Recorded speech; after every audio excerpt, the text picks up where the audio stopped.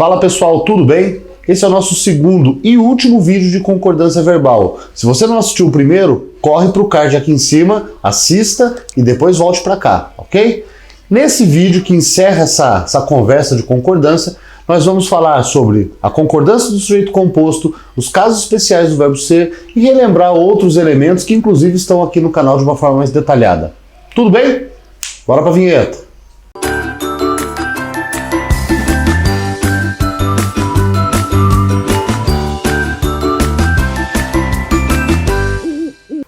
Agora a gente chegou nos casos de sujeito composto. E eu gosto desses casos, são interessantes. Primeiro, sujeito pós-posto ao verbo. Ah, meu Deus, o que quer dizer isso? Qual que é a ordem natural da análise sintática? Sujeito, seguido de verbo, seguido de complementos, sejam eles quais forem. Por exemplo, ela era feliz, ela sujeito, verbo ser, e o complemento aí de uma forma bem abrangente, que é o predicativo do sujeito. Eu comprei a casa, eu sujeito, verbo, comprei a casa objeto direto, o complemento. Se eu tiro o meu sujeito do início, eu estou fazendo a ordem direta da frase. Se a gente fosse até pensar em figura de linguagem, eu estou construindo um hipérbato, que não é o assunto da aula. Então, quando eu tenho o sujeito composto depois do verbo, ou seja, fora do lugar natural dele, eu posso construir o meu verbo no singular ou no plural. Olha só, voltaram ao hotel o turista e a polícia. Voltaram no plural, sujeito composto. Mas eu posso fazer também da forma como está aqui embaixo. Voltou ao hotel o turista e a polícia. Gente, isso me dá um medo danado nas provas. Se o cidadão que organiza a prova coloca 1 no primeiro exemplo, 2 no segundo exemplo, e pergunta embaixo, estão corretas? 1, B, 2, C, 1 e 2, D, nenhuma. Se você não souber que os dois estão corretos, você nunca vai marcar a letra C. Você vai ficar na A ou na B. Você errou a questão. Então tudo que você está vendo de concordância aqui, que eu posso no singular e posso no plural, você tem que ter um farol amarelo ligado para isso, que é a sua atenção. Tenho que dominar. Ok? Continua o jogo. Sujeito composto por núcleos sinônimos ou muito próximos, ok? Verbo no singular ou no plural. Medo e terror a acompanhavam. Medo e terror, sinônimos. Verbo no plural. Ou medo e terror a acompanhava. Se os núcleos do meu sujeito composto são sinônimos, eu também posso trabalhar com esse verbo no singular. Beleza. É aquilo que eu falei no início. Entendeu? Entendi. Vai lembrar? Aí é outra conversa. Isso é a sua disciplina em casa para guardar isso. É possível guardar tudo isso? Isso é impossível. Claro que não é. Eu não tenho um cérebro a mais que vocês. Eu guardei. Muitos alunos meus, muitos ao longo aí da minha carreira, também guardaram. Você não é melhor do que ninguém, mas olha que coisa boa, também não é pior do que ninguém. Juntos, com disciplina, com dúvidas aqui embaixo, nós conseguiremos sim. Tamo junto. Vamos para a próxima.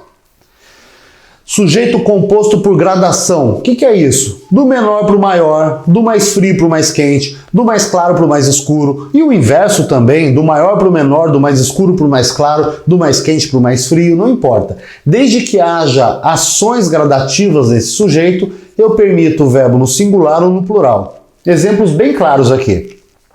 Um sussurro, uma fala, um grito não a assustavam. Olha o sujeito sublinhado aí. Verbo no plural, porque eu tenho 3 núcleos.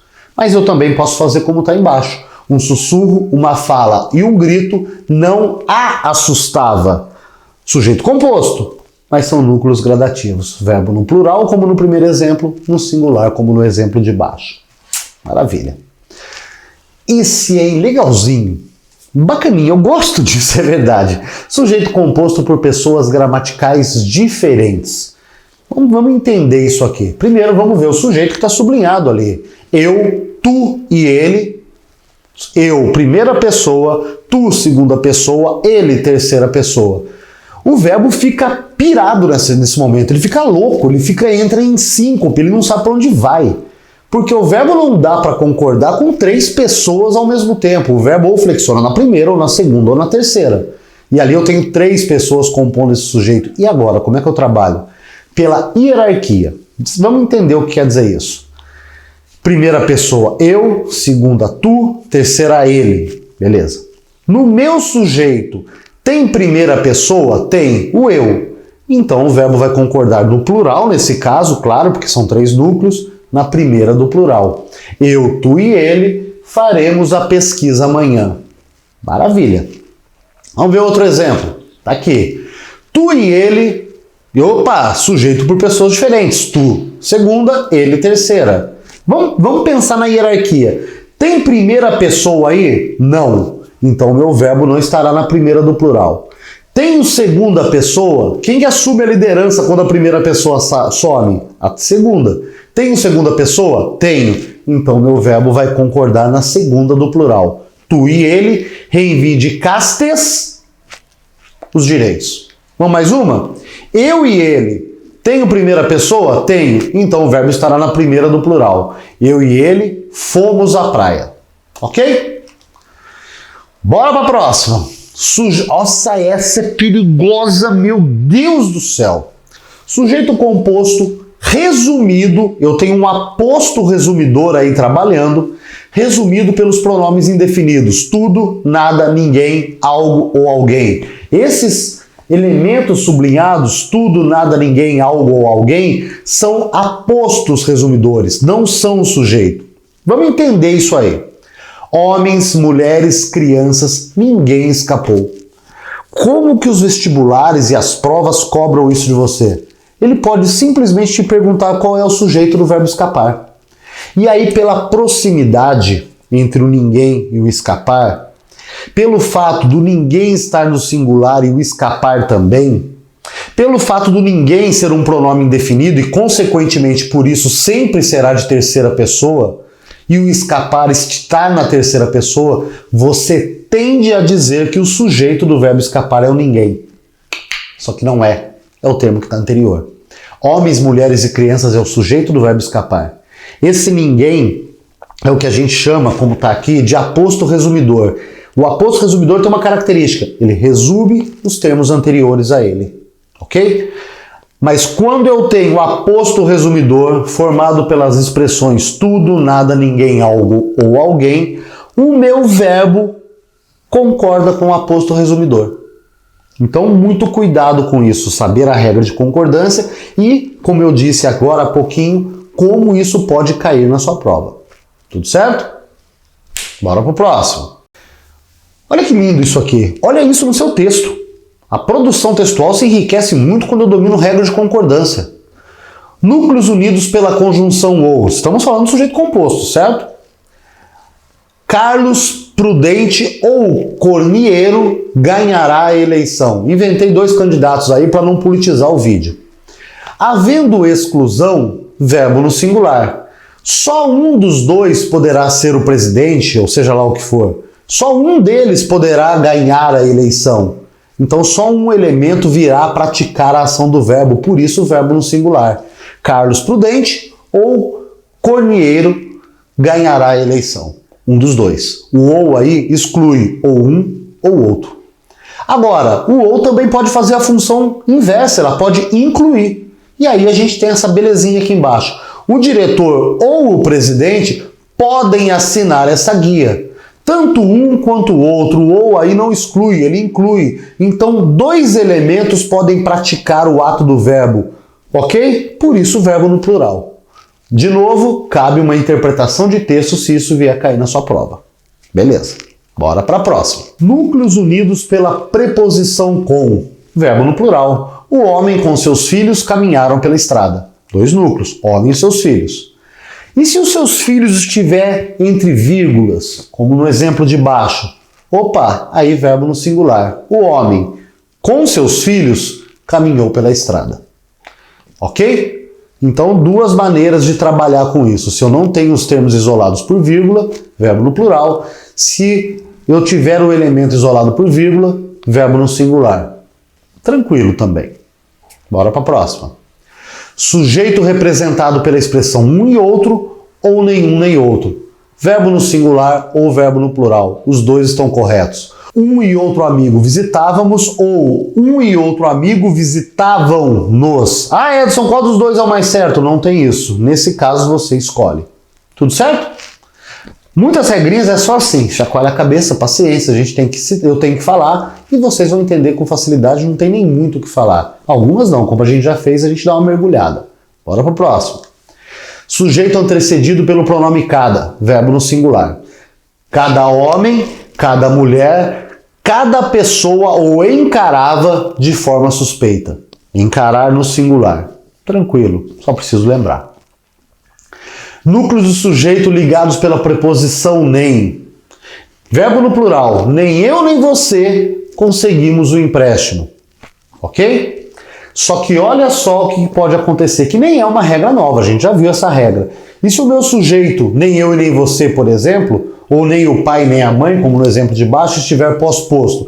Pô, a gente já viu que se o sujeito estiver pós-posto, ele pode concordar no singular também, como está aqui embaixo. Não nos repreendeu, verbo no singular, nem o pai nem a mãe.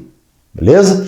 E se tivesse antes, nem o pai nem a mãe não nos repreenderam. Se eu posponho o sujeito pós-posto, posso verbo no plural também e também posso no singular. Maravilha. E agora nós vamos entrar em um assunto que já foi falado aqui no canal e que se nós fôssemos falar detalhadamente desses cidadãos, a gente ia ter mais meia hora de vídeo. Então vamos falar de sujeitos inexistentes, oração sem sujeito, sujeito impessoal.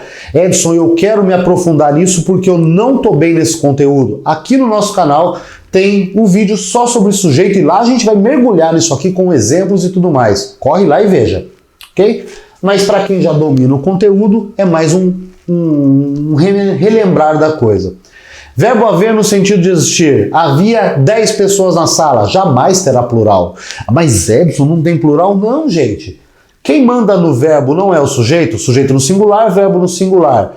O verbo só vai para o plural, a princípio, quando o meu sujeito está no plural. Se eu nem tenho sujeito aqui, como é que eu vou mandar esse verbo para o plural? Não vai. Então esses casos que nós falamos aqui estarão todos no singular. Verbo haver no sentido de existir. Ok? Verbo haver, verbo fazer e verbo ir indicando o tempo passado. Há 2 semanas, vai para 7 anos, faz 10 meses. Repara que os verbos não têm plural nesse caso. Você colocar no plural é um erro de concordância. Verbo passar com relação ao tempo passado, já passa da 1, já passa das 2, já passa das 3. Ok? Expressão chega a de, basta de. Ah, não, essa eu não concordo. Então olha só, chega de mentira. Ou chega de mentiras, o chega continua no singular. Coloca a pergunta antes do verbo, porque é assim que a gente acha o sujeito. O que chega de mentiras? Não tem resposta. A gramática é muito lógica, ok? Se não tem resposta, não tem sujeito. E jamais me fale que o de mentiras ou de mentira é o sujeito, porque o sujeito jamais será um elemento preposicionado. Mais outra dica aí. Verbo fazer com relação a fenômenos meteorológicos. Em que sentido? Fará calor, fará frio? Sem sujeito. E verbos que indicam fenômeno da natureza, desde que de fato eles expressem fenômeno da natureza. Choveu 3 dias inteiros na minha cidade. Opa, olha o 3 dias no plural e olha o chover no singular. Lógico, as crianças choveram sobre o palhaço, as crianças é o sujeito, elas não chovem, isso é um sentido figurado e aí é outro contexto. Só de curiosidade, por que não tem sujeito esses casos? Por que esses casos possuem sujeito inexistente? Porque a gramática é muito lógica. Ninguém pratica o ato do tempo passar. Por exemplo, faz 10 anos que ela chegou. Que ela chegou é outra oração. Aí eu tenho sujeito. Mas quem praticou o ato de fazer 10 anos? Alguém apertou o botão e falou, vamos fazer 10 anos aqui? Não, o tempo acontece de forma natural. Não existe agente causador da ação do verbo. É lógico que não tenha sujeito. É lógico. A gramática da língua portuguesa, as gramáticas latinas são muito lógicas, mas para atender a essa lógica se cria muita regra. Ok?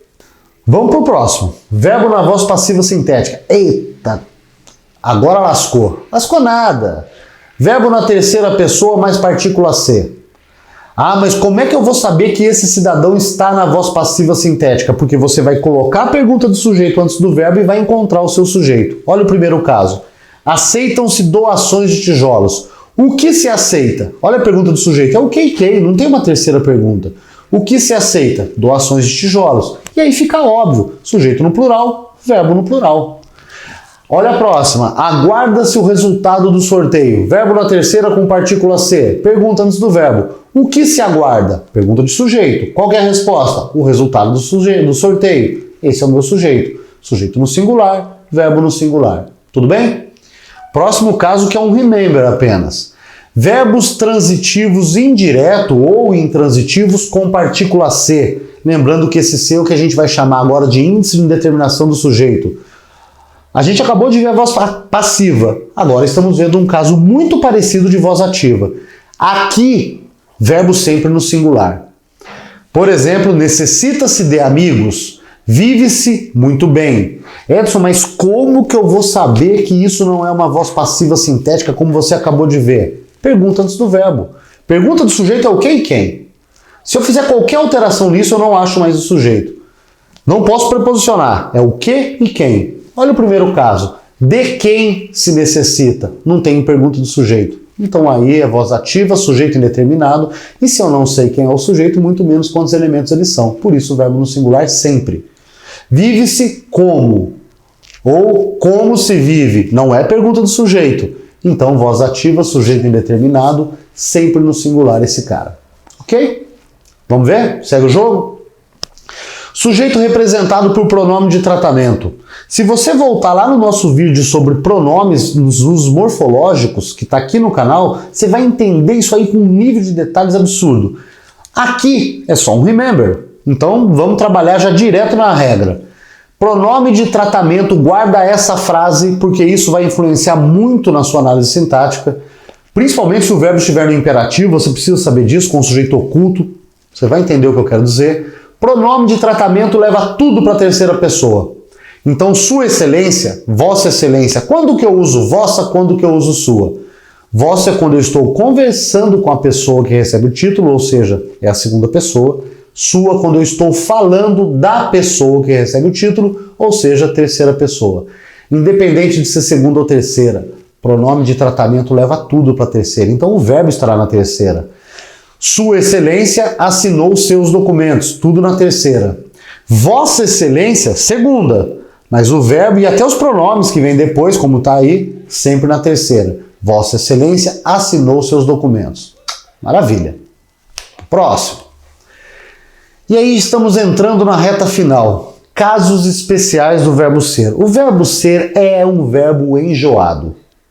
Tudo que funciona para os outros, muitas vezes não se enquadra no verbo ser. Por exemplo, olha aí. Quando o sujeito do meu verbo ser foram esses pronomes, tudo, nada, isto ou aquilo, ok? O verbo ser vai concordar não com o sujeito, mas com o elemento que nós chamamos de predicativo do sujeito. Edson, eu não sei o que é predicativo do sujeito. Corre aqui no canal e assista nossos verbos de ação e ligação que vai ficar claro como água. Não é difícil. Então, aquilo, e o aquilo sublinhado é o sujeito, eram fantasias de menino. Quando o meu sujeito é um desses pronomes expressos aqui em cima, o aquilo está no singular, não está? Sujeito no singular. Mas o meu verbo concorda com o plural, com o predicativo do sujeito, que nesse caso está no plural, fantasias de menino. Ele rompe a regra de concordar exclusivamente com o sujeito. Ele passa a concordar com um elemento que é estranho à concordância de uma forma geral. Bom, mais um caso? Quando o meu sujeito se refere a coisas e objetos, claro que lembra, eu estou falando do verbo ser com o sujeito que se refere a coisas e objetos. De novo, o meu verbo tende a concordar com o predicativo do sujeito. A tristeza, que é o meu sujeito, está no singular. Mas olha o verbo no plural. São os dias perdidos da juventude. A cama, sujeito no singular. Mas olha o verbo no plural, concordando com a característica, concordando com o predicativo do sujeito. A cama são palhas. Edson, mas eu posso fazer no singular nesse caso? Pode. Pode, ninguém usa, mas pode. Eu posso concordar pelo geral, com o sujeito mesmo. A tristeza é os dias perdidos da juventude, a cama é palhas. Mas olha como é que soa até mal pra gente. Mas pode acontecer. Eu nunca vi uma pegadinha assim numa prova. Mas se aparecer, saiba que pode estar correto também. Próximo caso. Tá, então quando o meu sujeito se refere a coisas ou objetos, o verbo ser concorda normalmente com o predicativo do sujeito, isso aí. E aqui? E se o verbo ser tiver como sujeito um nome próprio? No caso nosso aqui, Maria. Agora o verbo concorda com o sujeito mesmo. Maria é os encantos da avó. Os encantos da avó é a característica da Maria, predicativo do sujeito. Mas o verbo ser agora concorda com o sujeito em si, como a maioria das concordâncias são. Tudo bem? Força aí que está acabando. Expressão é muito, é suficiente, é pouco, não se flexionam. Não só o verbo, mas esse predicativo do sujeito, pouco, muito e suficiente, também não se flexiona. 500 gramas é pouco. 2.000 reais é muito. 7.000 reais é suficiente. Então, 500 gramas é o sujeito. Nos exemplos que eu falei, 2.000 reais, 7.000 reais são os sujeitos. Mas a expressão é pouco, é muito, é suficiente, é imutável. Não importa sujeito no singular ou plural. O verbo ser e o predicativo do sujeito permanecem no singular. Ok? E uma que eu deixei para o final. Nós falamos há pouco tempo atrás dos verbos que indicam o fenômeno da natureza, dos verbos que indicam o tempo passado, verbo ir, fazer, verbo haver no sentido de existir, ou seja, falamos ali dos verbos sem sujeito. E eu não falei desse elemento, porque o verbo ser é diferente e ele tem uma característica diferente de todos os outros. Verbo ser, quando se refere a data, hora e distância, não tem sujeito. É outro verbo sem sujeito, então são 9 casos. Eu falei de 8 lá, mas esse aqui. Só que diferente de todos os outros 8 casos, ele vai concordar no singular ou no plural, dependendo do número que representa a data, a hora ou a distância. Então hoje são 25 de agosto, dia do meu aniversário. Fica a dica. É 1 de maio, 1 está no singular, o verbo está no singular. São 3 de abril, 3 está no plural, verbo no plural. Lembra, não é porque foi para o plural que ele passou a ter sujeito, hein? Não tem. Mas ele tem a característica de concordar com o numeral que representa a data, a hora e a distância. Continua sem sujeito, só é diferentão. Ok? Tudo bem, meu povo. Então é isso. Concordância verbal não é um bicho de 7 cabeças, são muitas regras, isso eu sei, todos sabem, mas desde que você tenha disciplina e estude isso com afinco, não é nada intransponível. Dúvidas, como eu falei em todos os outros vídeos em vários momentos, deixa uma pergunta aqui nos comentários e eu vou ter um prazer enorme em te ajudar. Ok? Beijo grande, fiquem com Deus, até o próximo vídeo que chega semana que vem sem falta.